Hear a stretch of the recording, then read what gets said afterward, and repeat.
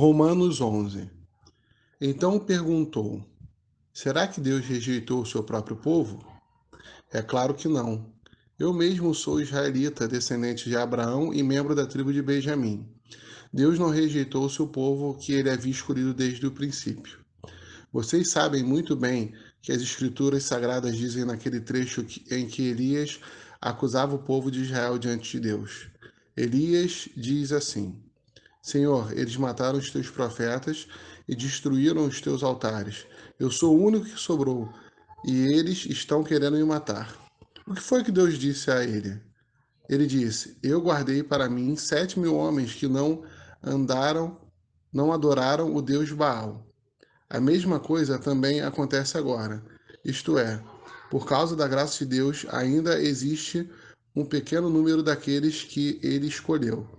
Essa escolha se baseia na graça de Deus e não no que eles fizeram. Porque se a escolha de Deus se baseasse no que as pessoas fazem, então a sua graça não seria verdadeira graça. E isso quer dizer que não foi o povo de Israel que encontrou o que estava procurando. Quem encontrou foi apenas um pequeno grupo que Deus escolheu. Os outros não quiseram ouvir o chamado de Deus. Como dizem as Escrituras Sagradas, Deus endureceu o coração e a mente deles. Deu-lhes olhos que não podem ver e ouvidos que não podem ouvir até o dia de hoje.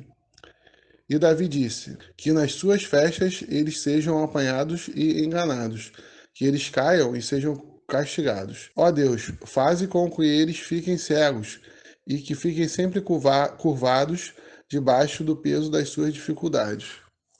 Agora eu pergunto: quando os judeus tropeçaram, será que eles caíram para nunca mais se levantarem? É claro que não. Mas por que eles pecaram? A salvação veio para os não-judeus, para fazer com que os judeus ficassem com o ciúme dele.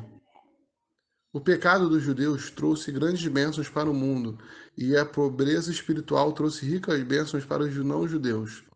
Então, quando se completar o número de judeus que voltaram para Deus, as bênçãos serão muito maiores ainda. Agora estou falando a vocês que não são judeus. Enquanto eu for o apóstolo dos não-judeus, terei orgulho do meu trabalho. Talvez eu possa ver com que os que são da minha própria raça fiquem com ciúmes, e assim seja possível salvar alguns deles.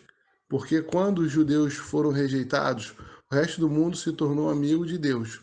O que acontecerá então quando eles forem aceitos? Os que estiverem mortos receberão a vida. Pois se o primeiro pão assado depois da colheita é dedicado a Deus, isso quer dizer que todos os outros pães também são dedicados a Ele. E se as raízes de uma árvore são oferecidas a Deus, os galhos também são dele. Alguns galhos da oliveira cultivada foram quebrados, e um galho da oliveira brava foi enxertado nela. Pois vocês, os não-judeus, são como aquelas oliveiras bravas e agora tomam parte da força e da riqueza espiritual dos judeus. Portanto, vocês não devem desprezar os galhos que foram quebrados. Como é que vocês podem estar orgulhosos? Vocês são somente galhos. Não são vocês que sustentam a raiz. É a raiz que sustentam vocês. Porém, vocês dirão, sim, mas os galhos foram quebrados a fim de darem lugar para nós. E isso é verdade. Mas lembrem que eles foram quebrados porque não creram. No entanto, vocês continuam na oliveira porque creem. E não tenham orgulho disso, pelo contrário, tenham medo. Se Deus não deixou de castigar os judeus, que são como galhos naturais, vocês acham que ele vai deixar de castigar vocês? Vejam como Deus é bom e também é duro. Ele é duro para os que caíram, e bom para vocês que continuam sempre confiando na bondade dele. Senão, vocês também serão cortados. E se os judeus abandonarem a sua descrença, serão enxertados na oliveira cultivada, pois Deus pode enxertá-los de novo. Vocês, os não-judeus, são como aqueles galhos da oliveira brava, que foi cortado e enxertado, contra a natureza na oliveira cultivada. Os judeus são como essa oliveira cultivada. Portanto, para Deus será muito mais fácil enxertar de novo na própria árvore deles, esses galhos quebrados. Meus irmãos, quero que vocês conheçam uma verdade secreta, que não pensem que são muito sábios.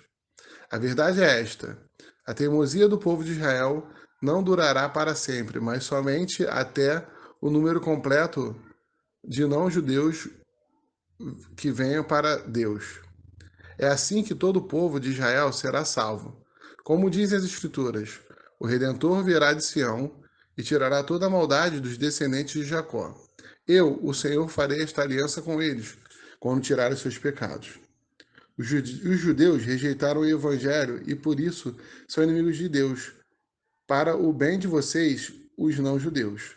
Mas pela escolha de Deus, eles são amigos dele, por causa dos patriarcas. Porque Deus não muda de ideia a respeito de quem ele escolhe e abençoa. Mas no passado de vocês, que não são judeus, desobedeceram a Deus. Porém, agora vocês receberam a misericórdia de Deus por causa da desobediência dos judeus.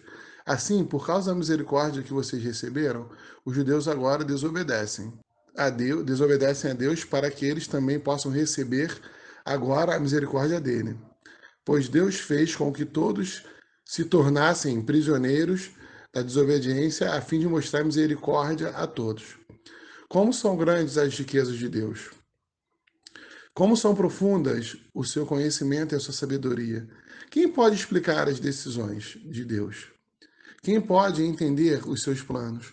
Como dizem as Escrituras Sagradas, quem pode conhecer a mente do Senhor? Quem é capaz de lhe dar conselhos? Quem já deu alguma coisa a Deus para receber dele algum pagamento?